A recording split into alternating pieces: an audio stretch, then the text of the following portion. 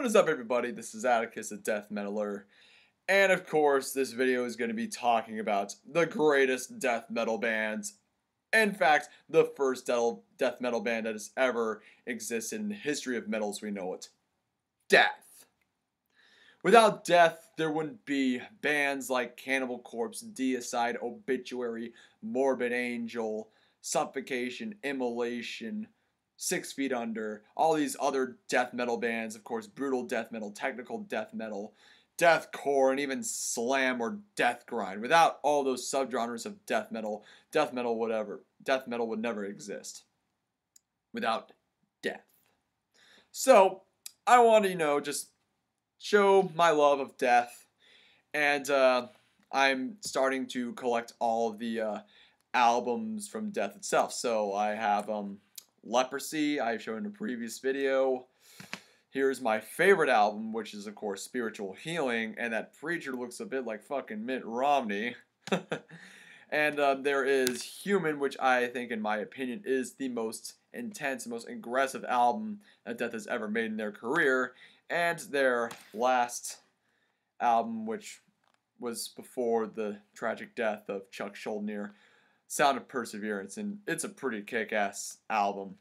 Now, the reason why I'm talking about, Death is just because, Death revolutionized metal as we knew it. They gave us the most intense subgenre in metal, which is, of course, death metal. And, I'm a big Cannibal Corpse fan. I love Cannibal Corpse. But Cannibal Corpse always pays respect to the first death metal bands of all time, which is, of course, Death. And Chuck Schuldiner was the father of death metal.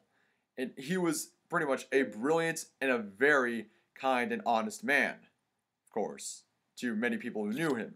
And I remember one time when I was going to see Soilwork, I was talking to a guy who knew Chuck Schuldiner, and he talked about, how he met him. He's like, oh, what's going on? He's like, oh, man, I found out that I had brain cancer and then, died. So it was a pretty fucking bummer.